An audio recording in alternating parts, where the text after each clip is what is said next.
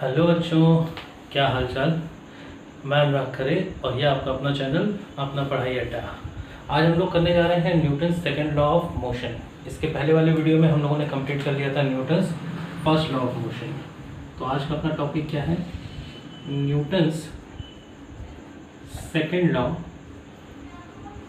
Of motion.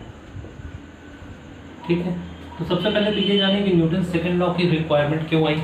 First law में ऐसी क्या कमियां थी जिसकी वजह से हमें सेकंड लॉ की ज़रूरत पड़ी, या फर्स्ट लॉ कैसे रिलेटेड है सेकंड लॉ से। तो देखो, जो फर्स्ट लॉ था वो क्या था? Law of inertia.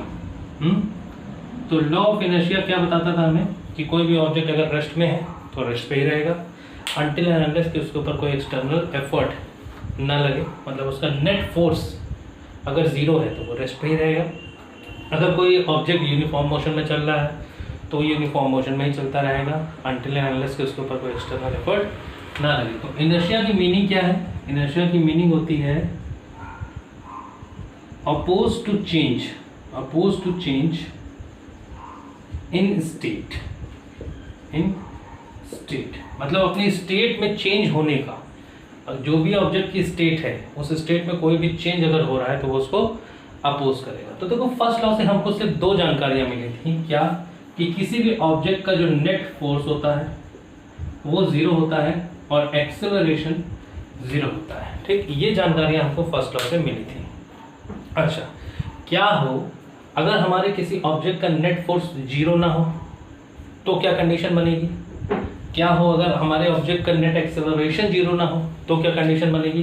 तो वो सारी चीज़ें हमारा फर्स्ट लॉ जो है वो बताने में कामयाब नहीं हो पाया, जिसकी वजह से हम लोगों को क्या करना पड़ा? सेकेंड लॉ का डेरिवेशन। न्यूटन साहब ने क्या किया? सेकेंड लॉ का डेरिवेशन।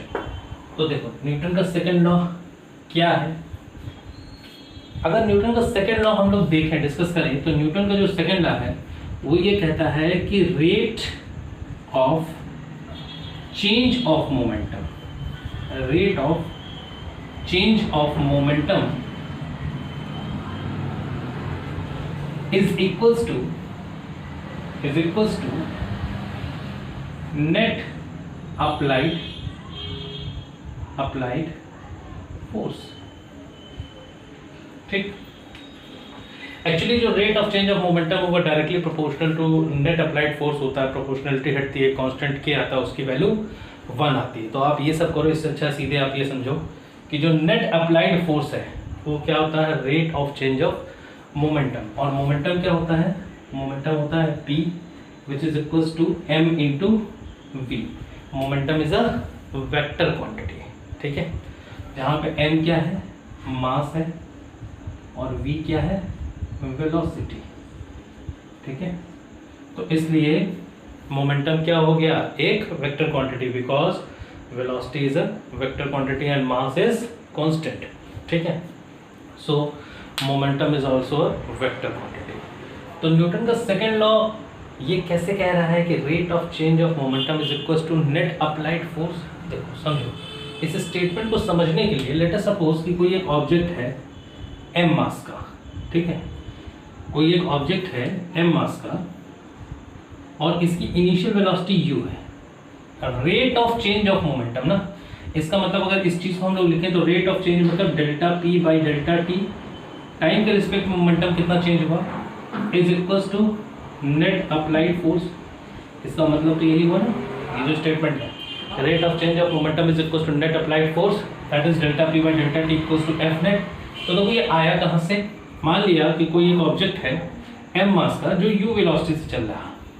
अब इस पे एक फोर्स लगाया गया, ठीक है, एक्सटर्नल फोर्स लगाया गया, और इस फोर्स की वजह से ये ऑब्जेक्ट जो है वो अपनी वेलोसिटी u से चेंज करके v वेलोसिटी तक पहुंचा, और ये जो फोर्स है इसमें कंटिन्यूअस t टाइम तक लगता रहा। ठीक है, तो इस ऑब्जेक्ट का इनिशियल मोमेंटम क्या था? मास इनटू वेलोसिटी।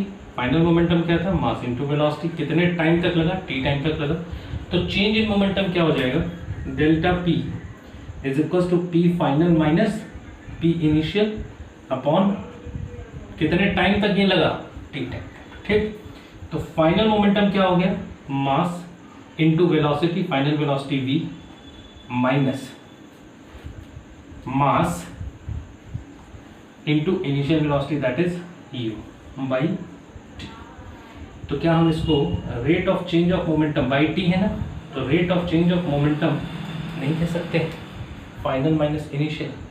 तो ये जो चेंज इन मोमेंटम आया वो आया क्यों, क्योंकि इस ऑब्जेक्ट के ऊपर एक एक्सटर्नल फोर्स लगा, इस फोर्स की वजह से इस ऑब्जेक्ट की एक वेलोसिटी u से चेंज होकर कहाँ पहुंच गई, v पे। तो जब वेलोसिटी चेंज हो गई तो ऑब्जेक्ट का मोमेंटम चेंज हो गया। तो ये डिपेंड करता है कि ये फोर्स कितने टाइम तक लगा, ठीक है। तो इसीलिए rate of change of momentum is equal to net applied force होता है। अब देखो न्यूटन का सेकंड लॉ सिंपली बच्चे ये भी जानते हैं कि F is equal to ma, ठीक है, F इक्वल टू ma। तो ये जो F इक्वल टू ma वाला फंडा है ये हमेशा 100% ट्रू नहीं होता है, ठीक है, हमेशा 100% ट्रू नहीं है। क्यों, क्योंकि यहाँ पे ये कंसिडरेशन ली गई है कि मास जो है वो कांस्टेंट है। तो क्या ये हमेशा ट्रू है कि मास हमेशा कांस्टेंट हो। अभी आप 10th के लेवल तक जब तक आप पढ़े थे तब तक आप ये जानते थे कि हाँ ठीक है मास कांस्टेंट होता है, ठीक है, लेकिन प्रैक्टिकल कंडीशन में मास हमेशा कांस्टेंट नहीं होता है, ठीक है। किन किन कंडीशन में मास कांस्टेंट नहीं होता है आइए जरा देख लेते हैं हम लोग। चलो जरा चेक कर लिया जाए कि किन किन कंडीशंस में हमारा मास जो है वो वेरिएबल है। कुछ प्रैक्टिकल एग्जांपल्स भी देख लिए जाए। अब एक स्पेस शटल जो होता है, ठीक है, जो रॉकेट होता है, तो जो रॉकेट होता है उसमें क्या होता है, अगर रॉकेट है, ठीक, ये क्या है रॉकेट, तो इस रॉकेट में फ्यूल बर्न होगा, ठीक है, ये क्या है फ्यूल। तो जब इनिशियल ये स्पेस में जाने के लिए तैयार हुआ, ग्राउंड पे था, अर्थ पे था जब ये, तो मान लिया कि शटल का मास m था और इसके अंदर जो फ्यूल भरा हुआ था उस फ्यूल का मास स्मॉल mf था, mf मतलब मास ऑफ फ्यूल, ठीक। तो टोटल मास इसका क्या हो गया m प्लस स्मॉल mf, ये टोटल मास हो गया इसका, ठीक। अब जब ये रॉकेट लॉन्च हो गया तो ये फ्यूल धीरे धीरे बर्न होके इसमें से हटने लगा, गिरने लगा, मीन्स ये एटमॉस्फेयर में घुलने लगा। तो ओवरऑल हुआ क्या कि ये जो रॉकेट है वो v वेलोसिटी से मूव तो किया ऊपर की तरफ, ठीक है, लेकिन इसका मास भी क्या हो रहा है, हर एक सेकंड में घट रहा है, क्योंकि इसका फ्यूल घट रहा, बर्न होके एग्जॉस्ट हो रहा, तो इसका मास भी तो वैरी कर रहा, ओवरऑल इस शटल का मास भी तो वैरी कर रहा। तो वहां पे अगर आप ये F इक्वल्स टू ma लगा देंगे तो वहां पे ये फॉर्मूला हो जाएगा गलत, वहां पे ये फॉर्मूला अप्लीकेबल नहीं होगा। तो यहाँ पे क्या लगेगा, यहाँ पे लगेगा F net equals to rate of change of momentum. ये फॉर्मूला 100% हर केस के लिए ट्रू है, ठीक है, ये फॉर्मूला 100% हर केस के लिए ट्रू है। तो सर हम लोग F इक्वल्स टू ma क्यों पढ़ते हैं, अगर F net equals to delta P by delta T है तो F इक्वल्स टू ma हम लोग क्यों पढ़ते हैं, अगर ये गलत है तो क्यों पढ़ाया गया। 10th तक तो हम लोग सिर्फ यही पढ़े थे। अच्छा, तो क्यों पढ़े थे उसका भी प्रूफ है, क्या ये गलत ही है या कुछ कंडीशंस में सही है, तो वो भी हम लोग देख लेते हैं। देखो अभी मैं जो कह रहा हूँ वो ये कह रहा हूँ कि F net equals to delta P by delta T, ये मैं कह रहा हूँ rate of change of momentum is equals to net force on the object. तो देखो अगर हम बात करें तो delta P by delta T क्या है, P final minus P initial upon delta T, या फाइनल मोमेंटम क्या होगा, मास इनटू वेलोसिटी, ठीक है, mass into velocity minus mass into initial velocity upon delta T, ठीक, इक्वल्स टू F नेट, ठीक। अब देखो अगर मास कांस्टेंट है, जो कि ये किस केस के लिए था, कांस्टेंट मास के लिए, ध्यान रखना सिर्फ कांस्टेंट मास के केस में ही ये फॉर्मूला लग सकता है, अदरवाइज हमें ये फॉर्मूला लगाना पड़ेगा। ठीक है। अब देखो, अगर हम कांस्टेंट मास का केस मान ले तो यहाँ से वहाँ कैसे पहुँचेंगे? मास कांस्टेंट है मतलब ये मास सेम होगा, मास कॉमन ले लो, तो v minus U by delta T that is F net. That means क्या है कि F net equals to mass into change in velocity. Rate of change of velocity क्या होता है? Acceleration. So F net equals to M into A, क्योंकि इस quantity की जो वैल्यू है, इस क्वांटिटी की जो वैल्यू है वो क्या हो जाएगी? वो हो जाएगी A, change in velocity, rate of change of velocity final minus initial upon change in time, ये क्या देगा? एक्सेलरेशन। तो F net equals to mass into acceleration. तो यहाँ से हम कहाँ पहुँच गए? यहाँ। तो ये केस कब के लिए है? जब हमारा मास कांस्टेंट होगा। अच्छा सर, अगर मास वेरिएबल होगा तब क्या किया जाएगा? तब कैसे करेंगे? तो देखो, मास अगर वेरिएबल है, अगर मास वेरिएबल है तो जो नेट फोर्स है, यहाँ से देखो एफ नेट क्या है? एफ नेट है delta P by delta T, ठीक। और पी क्या है? पी है साहब मास इंटू वेलोसिटी, ठीक है। तो अगर ये डेल्टा टी हम मान ले बहुत छोटे टाइम इंटरवल के लिए, डेल्टा टी टेंड्स टू 0, तो क्या हम इसको ये कह सकते हैं कि साहब dp by dt, differential form में हम इसको लिख सकते हैं dp by dt।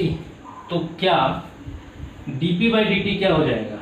d by dt of mv, d by dt of mv, mass into velocity, mass into velocity, क्या ये हो जाएगा? ठीक है। तो अब देखो यहाँ से एक और टॉपिक भी उड़ जाता है, क्या कि differential form of Newton's second law of motion, Newton's second law of motion, ठीक। तो न्यूटन के सेकेंड लॉ ऑफ मोशन का डिफरेंशियल फॉर्म क्या होगा? F net equals to D P by D T या D by D T of mass into velocity. तो देखो, अगर दो फंक्शन का मल्टीप्लिकेशन हो रहा है और अगर उसको हमको डिफरेंशिएट करना है तो हम क्या करते हैं? चेन रूल लगाते हैं। फर्स्ट फंक्शन को कांस्टेंट मानते हैं, डिफरेंशिएट करते हैं सेकंड फंक्शन को, प्लस सेकंड फंक्शन को कांस्टेंट मानते हैं और डिफरेंशिएट करते हैं फर्स्ट फंक्शन को। देखो क्या कह रहा हूं मैं, समझो बात को। d by D T of M V, ये सॉल्व कैसे होगा? फर्स्ट फंक्शन को हम कांस्टेंट मान लें m into d v by D t कर लें, प्लस सेकेंड फंक्शन को कांस्टेंट मान लें मतलब v, और डिफरेंशिएट कर लें फर्स्ट फंक्शन को d m by D t, ठीक है। अब देखो, अगर ये डिफरेंशिएशन हो गया, ठीक है, अगर ये डिफरेंशिएशन हो गया तो इसको हम लोग रिप्रेजेंट भी कर लेंगे ना ढंग से। ये d by D t m v किसके इक्वल था? एफ नेट के, मतलब हम कह सकते हैं, यहाँ से हम लोग आ रहे हैं यहाँ, ठीक है। तो हम कह सकते हैं कि एफ नेट इक्वल है हमारा, एफ नेट हमारा इक्वल है d by D t m into v, और ये जो है वो किसके इक्वल है? मतलब एफ नेट इक्वल हो गया हमारा m into d v by D t plus v d m by D t. ये हमारा क्या आ गया? ये हमारा आ गया डिफरेंशियल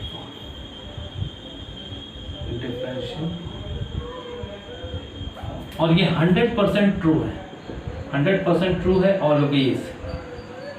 ऑलवेज बोले तो मास वेरिएबल है, मास कांस्टेंट है, कुछ भी, मतलब ये हमेशा 100% ट्रू नहीं है। हाँ, ऑल्दो आपको 90% केसेस में 11th के यही फॉर्मूला लगाना पड़ेगा सॉल्विंग के लिए, ठीक है, लेकिन ये 100% ट्रू नहीं होगा, 100% ट्रू ये है, ठीक।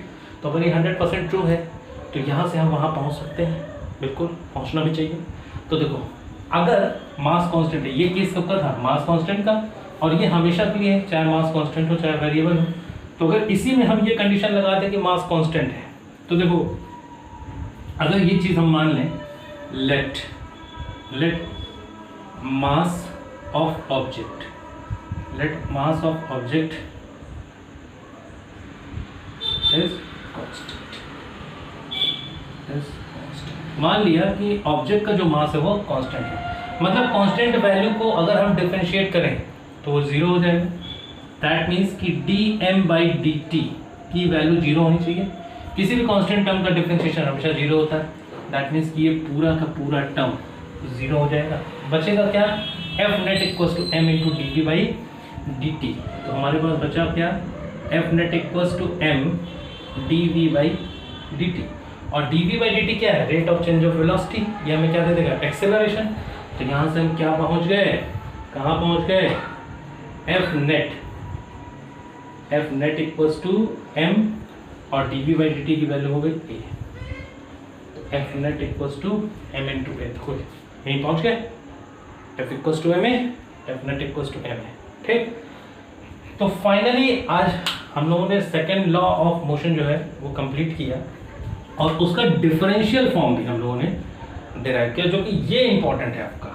ठीक है, ये चीज़ आपकी इंपॉर्टेंट है और इस पे ही बेस्ड आपके न्यूमेरिकल्स आने वाले हैं। ठीक, तो दिमाग में हमेशा इसको फिट रखो। हाँ, यहाँ से यहाँ आराम से पहुँच जाओगे। अगर ये फॉर्मूला आपके दिमाग में फिट है तो यहाँ से यहाँ आराम से पहुँच जाओगे। डिफरेंशिएशन में अगर कोई दिक्कत नहीं है तो सीधे इसको कांस्टेंट मानो, ये टर्म जीरो हो गया, सीधे अगर ये टर्म जीरो हुआ तो ये खत्म, खाली ये बचा m dv/dt। ठीक है, तो यहाँ तक हम लोग पहुँच गए। तो चलो इसको इम्प्लीमेंट कैसे करेंगे, क्या करेंगे, एफ नेट का मतलब क्या है, कैसे है, ये सारी चीज़ें भी मैं थोड़ी सी आइडिया दे दूँ। न्यूमेरिकल्स कैसे मिलने वाले हैं आपको सेकेंड लॉ ऑफ मोशन से, क्योंकि सारा खेल तो न्यूमेरिकल का ही है। तो न्यूमेरिकल्स कैसे मिलेंगे, उसको सॉल्व कैसे करना है, ये सारी चीज़ों को भी जरा हम लोग समझ लें।